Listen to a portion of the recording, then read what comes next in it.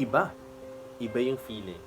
I I'm currently actually still in disbelief. I'm confused because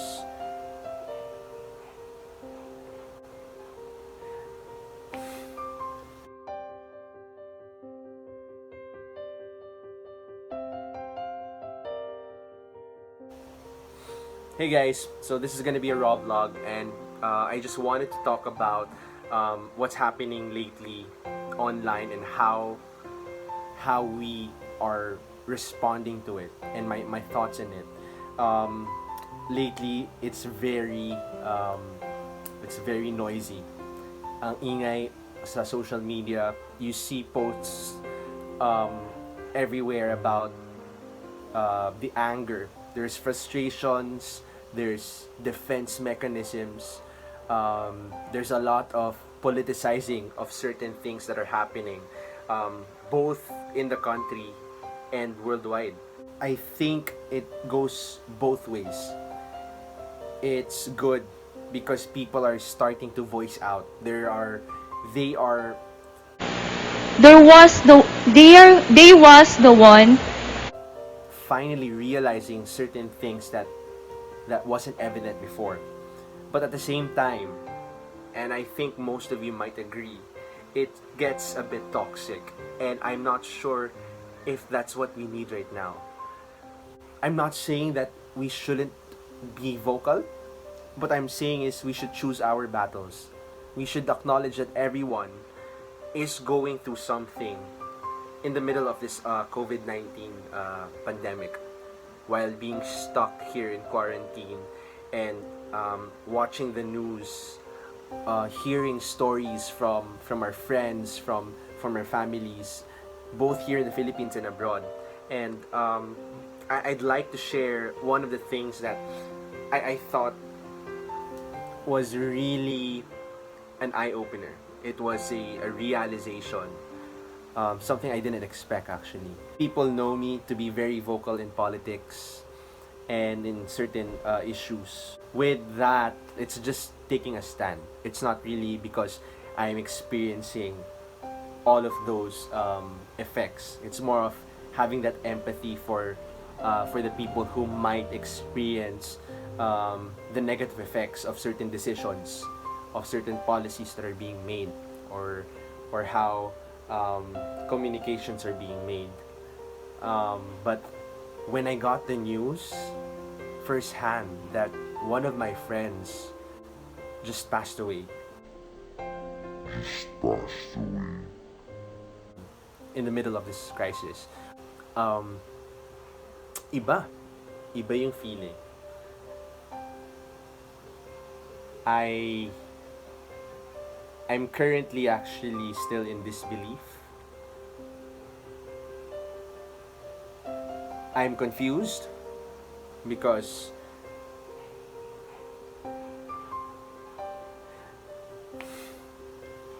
it's so hard um, to express that you're grieving or that you're sad when walang luha, walang um, walang sakit. It's more of guilt. I feel sad.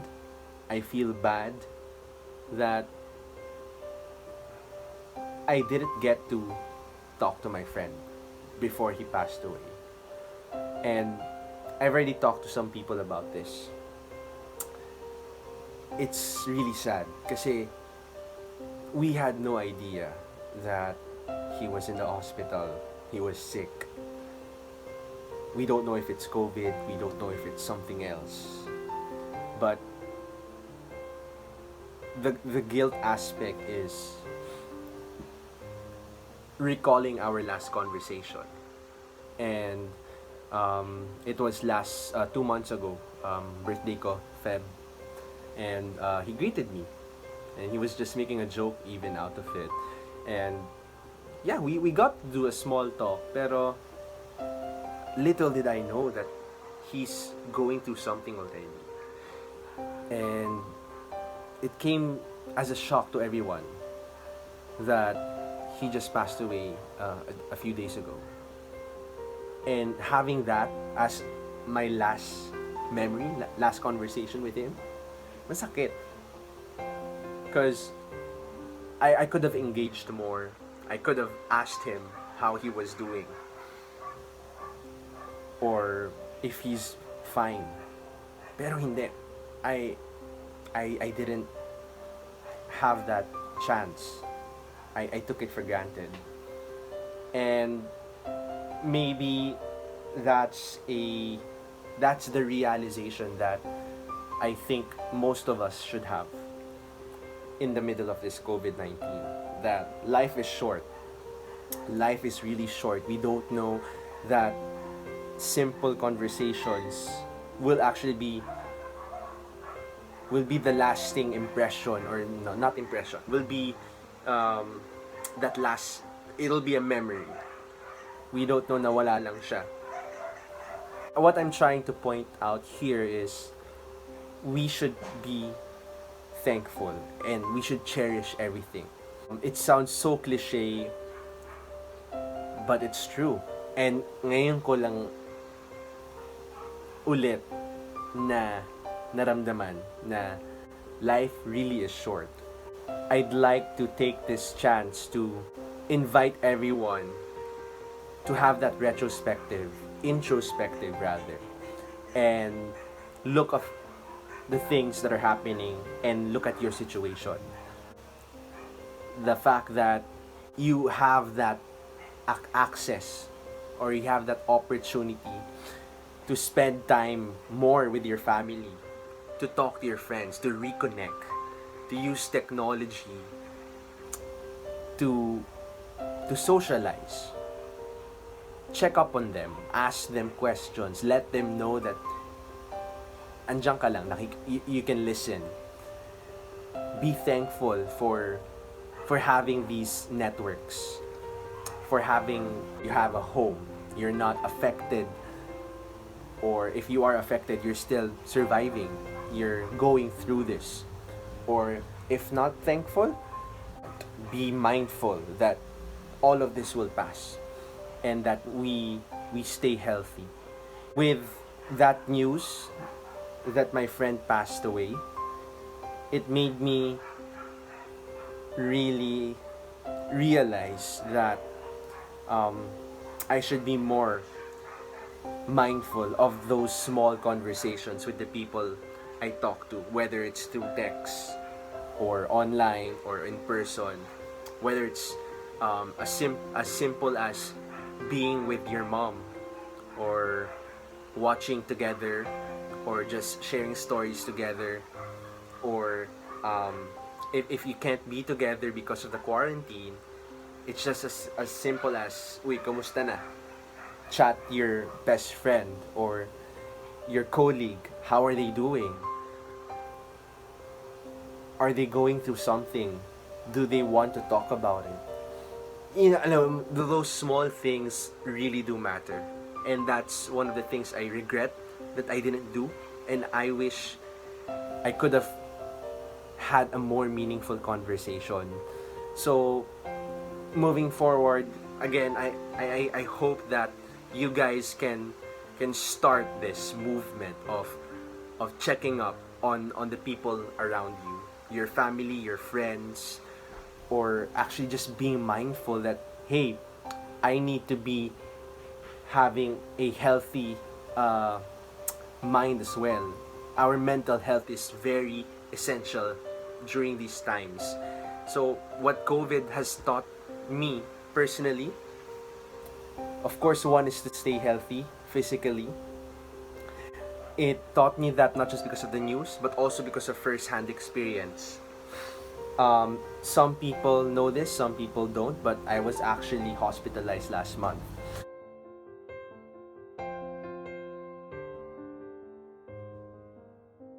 And we were very scared because I had almost all of the symptoms of COVID. But fortunately, I was not tested, although I did come from Korea noong February. Right, I'm on my way back to meet Mark here at KFC. And I got to recover. I took some rest. And during that time that I had rest, that was a time that the people close to me were telling me, "Uy, JP, siguro naman wake up call na to. That you shouldn't be too stressed in work. You shouldn't be abusing your body and overworking yourself or stressing out even mentally." So since then, I had that mindset that, okay, health is wealth. Take rest. That's why my first video was all about rest. But more than the health, the physical health, the second realization is that life is short. Cherish those moments with your family, with your friends. Have the initiative to start, even if it's not a conversation. Just be there.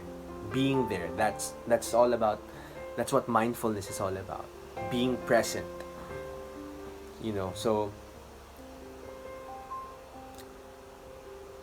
I think that's what I want to get across. Be thankful, cherish every moment, and don't be afraid to think about how others might receive what you're doing. At least you know that you're doing it with the purest intentions. Whether it's awkward or you have hesitations, whether you have different personality types, I think the important part here is that you initiate. Because if no one will start, nothing will happen. And this goes out to even action. No one's stopping you from helping. Whether it's financially or you want to do something, whether it's for our frontliners or for the victims or even for ourselves, for our safety, do it. What's stopping you from helping out others? So, while I'm at that, I think for those who know our friend Onin Dictado, we